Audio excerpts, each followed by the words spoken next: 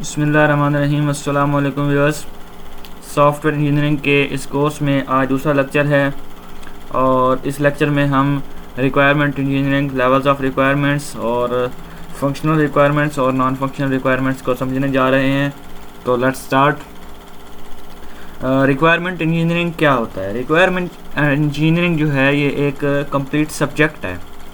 एक software house है, उसमें सिर्फ कोडर नहीं होते, वहाँ पर रिक्वायरमेंट इंजीनियरिंग भी होता है और भी बहुत सारी पोजीशंस होती हैं जो कि सॉफ्टवेयर बनाने में हेल्पफुल होते हैं, जिनकी ज़रूरत होती है एक सॉफ्टवेयर को बनाने के लिए। तो रिक्वायरमेंट इंजीनियरिंग का एक वाइटल रोल है। और इसके अलावा आपको ये भी बताता चलूँ कि जो सॉफ्टवेयर हाउस होता है उसमें कोडर का काम जो होता है वो 20% होता है। मतलब आप C++ या कोई भी लैंग्वेज, पाइथन वगैरह जो कुछ यूज़ करके आप जो सॉफ्टवेयर बनाते हो, तो वो एक कोडर जो है वो 20% काम होता है। बाकी सारा काम जो है वो 80% बाकी लोग कर रहे होते हैं, जिनमें रिक्वायरमेंट इंजीनियरिंग भी काम होता है। अब रिक्वायरमेंट इंजीनियरिंग क्या होते हैं? फॉर एग्जांपल, कोई क्लाइंट गया एक सॉफ्टवेयर हाउस में, वहाँ पर उसने कहा कि मैंने एक सॉफ्टवेयर बनवाना है। तो आप उसे कहोगे कि आपने कैसा सॉफ्टवेयर बनवाना है, आपके सॉफ्टवेयर के क्या क्या फंक्शनैलिटीज़ होंगी, आप सॉफ्टवेयर में क्या क्या परफॉर्म कराना चाह रहे हो, आपके सॉफ्टवेयर को कौन कौन यूज़ करेगा, आपका सॉफ्टवेयर किस तरह काम करेगा, किन किन इनपुट्स में क्या क्या आउटपुट देगा और कैसे काम करेगा। ये सारी चीज़ें जो आप उससे क्वेश्चनिंग करते हो, वो सारी चीज़ें आप रिक्वायरमेंट इंजीनियरिंग में सारी चीज़ें आती हैं। अब इसके डिफरेंट तरीके हैं। फॉर एग्जांपल, आप अपना जो स्टैक होल्डर होता है, आप उसको बुलाते हो और उससे सवाल जवाब करते हो। अगर वो आपको सही तरीके से बता देता है, उसको अपने सॉफ्टवेयर की समझ आ रही होती है कि ये चीज़ें मुझे चाहिए अपने सॉफ्टवेयर में, तो फिर तो ठीक है। लेकिन अगर जो बनवा रहा है उसको भी समझ नहीं आ रही कि मैंने किस तरह बनवाना है, वो कह रहा है हाँ ये भी होना चाहिए या ना भी हो तो चलेगा, या हाँ ये बना लो या ना बनाओ, तो इस तरह जब वो कंफ्यूज होता है अपनी रिक्वायरमेंट बनाने के लिए, तो आपने उससे प्रोटोटाइपिंग करके देनी है। आप इसको एक खिलौना बना के दोगे। फॉर एग्जांपल, आप एक वाइट बोर्ड पर एक बना के दे दोगे कि इस तरह आप अपना होम पेज बनवाना चाहते हो, तो वो बताएगा हाँ ये ठीक है, या उसमें कुछ एडिंग करवा देगा। तो इस तरह आप उसको बना के देते रहोगे और जब वो कहेगा हाँ ये ठीक है, तो फिर आप उसको मज़ीद बढ़ा के बड़ा सिस्टम बनाकर उसको दे दोगे। तो ये प्रोटोटाइपिंग मॉडलिंग क्या भाई आपके पास कॉन्सेप्ट आ गया। अब हम बढ़ते हैं लेवल्स ऑफ रिक्वायरमेंट्स की तरफ। तो लेवल्स ऑफ रिक्वायरमेंट्स में ये है कि उससे रिक्वायरमेंट्स की दो मेन टाइप्स हैं, जिनमें है फंक्शनल रिक्वायरमेंट्स और दूसरी है नॉन फंक्शनल रिक्वायरमेंट्स। तो फंक्शनल रिक्वायरमेंट्स में क्या आता है? फंक्शनल रिक्वायरमेंट्स में ये है कि आपका जो सिस्टम होगा, जो सॉफ्टवेयर होगा, उसकी फंक्शनैलिटीज़ क्या होंगी, वो क्या क्या कर सकेगा। उसकी आगे मज़ीद 3 टाइप्स हैं, कि बिजनेस रिक्वायरमेंट्स, दूसरी यूज़र रिक्वायरमेंट्स और सिस्टम रिक्वायरमेंट्स। अब फंक्शनल रिक्वायरमेंट्स को मज़ीद समझने के लिए मैं आपको ये बताता चलूँ कि फॉर एग्जांपल, अगर आप किसी भी वेबसाइट पर जाएँ या किसी भी सॉफ्टवेयर पर जाओ, तो आप वहाँ पर जैसे ही उसे ऑन करोगे, तो आप उस पर कोई भी काम करने लगो, तो वहाँ पर वो कहेगा यहाँ पर साइन अप करें या लॉगिन करें। तो ये उसकी फंक्शनल रिक्वायरमेंट्स है कि कोई भी बंदा अपना अकाउंट बनाए बगैर इस पर कोई काम नहीं कर सकता। इसके अलावा मज़ीद भी कई सारी चीज़ें होती हैं कि अगर आप टीचर हो तो आप अटेंडेंस लगा सकते हो, ग्रेड वगैरह बना सकते हो। अगर आप स्टूडेंट हो तो आप अपना ग्रेड चेक तो कर सकते हो लेकिन लगा नहीं सकते। आप अपने अटेंडेंस चेक कर सकते हो, मार्क्स चेक कर सकते हो, लेकिन आप उनको अपडेट नहीं कर सकते, आप उसमें कोई भी चीज़ें चेंज नहीं कर सकते। तो ये सारी होती हैं फंक्शनल रिक्वायरमेंट्स। और नॉन फंक्शनल रिक्वायरमेंट्स क्या होती हैं? नॉन फंक्शनल रिक्वायरमेंट्स ये हो सकती हैं कि आपको आपका जो डाटा है वो सिक्योर होना चाहिए।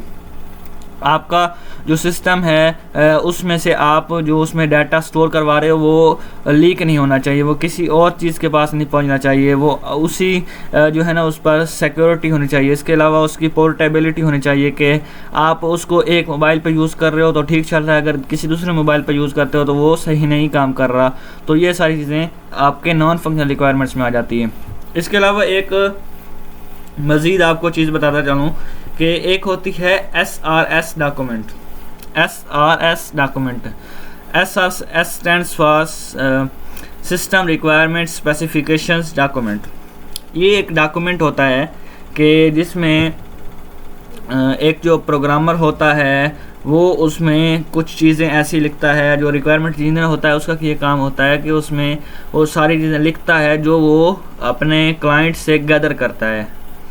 उस चीज़ों को वो इस तरीके से लिखता है कि उसको सिस्टम को जो कस्टमर है वो भी उसे देख रहा होता है, जो मैनेजर है वो भी देख रहा होता है, जो सिस्टम इंजीनियर होते हैं वो भी देख रहे होते हैं, जो टेस्ट इंजीनियर होते हैं वो भी देख रहे होते हैं, जो सिस्टम मेंटेनेंस इंजीनियर्स होते हैं वो भी देख रहे होते हैं। और जो इस तरीके से जो उसके साथ जितने भी लोग इंटरेक्ट कर रहे होते हैं वो सारे लोग उस सॉफ्टवेयर रिक्वायरमेंट स्पेसिफिकेशन डॉक्यूमेंट को यूज़ कर रहे होते हैं। अब उसमें क्या होता है, उसमें एक तो इंट्रोडक्शन होता है, उसके अलावा एक डिस्क्रिप्शन होती है, और इसके अलावा उसमें यूज़ केस मॉडल्स होते हैं, उसके अलावा उसमें जो आप स्टोरेज यूज़ कर रहे हो वो सारी चीज़ें होती हैं, उसमें इंस्ट्रक्शंस होती हैं, सारी चीज़ें जो हैं वो उसमें एक प्रॉपर तरीके से मेंशन की गई होती हैं। उसका भी मैं आपको दिखाता हूँ कि किस तरीके से ये होता है। तो ये देखें, मैंने एक SRS टेम्पलेट ओपन किया हुआ है। तो इसमें आप देख सकते हैं कि सबसे पहले एक इंट्रोडक्शन का हमारा पार्ट होता है, एक यूनिट होता है। उसमें हम बताते हैं कि पर्पस क्या था इस सॉफ्टवेयर को बनाने की, क्यों ज़रूरत पड़ी। इसके अलावा आप उसमें कन्वेंशन बताते हो, उसके बाद ऑडियंस बताते हो और रीडिंग सजेशन बताते हो कि इसमें ये होता है कि इंटेंडेंस ऑडियंस से मुराद है कि आपकी ये जो एक डॉक्यूमेंट है इसको कौन कौन पढ़ेगा, आपकी ऑडियंस कौन होगी। और इसके बाद रीडिंग सजेशन बताते हो कि कौन सा बंदा कौन सी चीज़ पे फोकस करे। फॉर एग्जांपल अगर कोई कोडर है तो वो किस चीज़ पे फोकस करे, और अगर कोई और बंदा है जो उसका यूज़र है वो किस चीज़ पे फोकस करे, तो उनका थोड़ा चेंज होगा। इसके अलावा है प्रोडक्ट स्कोप। इसका मतलब ये है कि अब आपने जो सिस्टम बना के दिया है उसका सोसाइटी को क्या फ़ायदा मिलेगा, इस चीज़ को आप वहाँ पर डिस्कस करते हो। इसके बाद है रेफरेंसेस।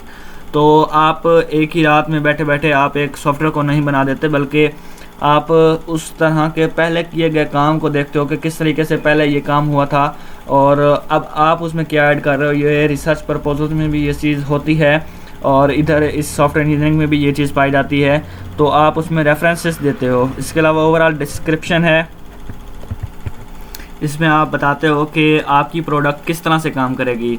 इसके अलावा आप उसमें ऑपरेटिंग एनवायरनमेंट बताते हो, और इसके अलावा जो डिज़ाइन और इम्प्लीमेंटेशन कंस्ट्रेंट्स आपने लगाए होते हैं, जो कंडीशंस वगैरह लगाई होती हैं वो इसमें आप बताते हो। इसके अलावा यूज़र जिस तरह से उसने फ़ायदा लेना है, यूज़र के लिए आप उसमें एक गाइड देते हो यूज़र डॉक्यूमेंटेशन के नाम से। इसके अलावा अजम्पशंस एंड डिपेंडेंसी होती है कि ये भी चीज़ इसमें चलेगी और ये वाली चीज़ें इस पर ये डिपेंड कर रहा होगा। इसके अलावा एक्सटर्नल इंटरफेस रिक्वायरमेंट्स है, उसमें आप इंटरफेस के बारे में बात करते हो, जैसा कि फ्रंट एंड आप इसको समझ सकते हो कि किस तरह से आपका इंटरफेस होगा आपको। इसके अलावा ये तो सॉफ्टवेयर इंटरफेसेस होते हैं, दूसरे होते हैं हार्डवेयर इंटरफेसेस। सॉफ्टवेयर इंटरफेसेस में क्या आ जाता है कि किस तरीके से वो लुक नज़र आ रहा होगा। इसके अलावा जो हार्डवेयर इंटरफेसेस हैं, आपको मॉनिटर की ज़रूरत होगी या बड़े छोटे मॉनिटर की ज़रूरत होगी। और इसके अलावा कम्युनिकेशन इंटरफेसेस के आपको एक दूसरे एक नेटवर्किंग बनानी पड़ेगी या कुछ इस तरह से आपको कोई ज़रूरत है तो वो उसमें बताई गई होगी।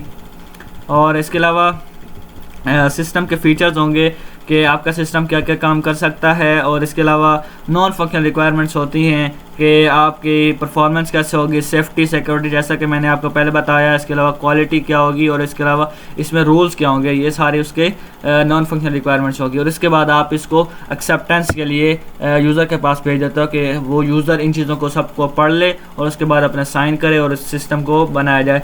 तो ये याद रखिएगा, ये सब कुछ हम पहले करते हैं कोडिंग से। कोडिंग सबसे बाद में होती है और इस सबसे पहले हम ये सारी चीज़ें करते हैं।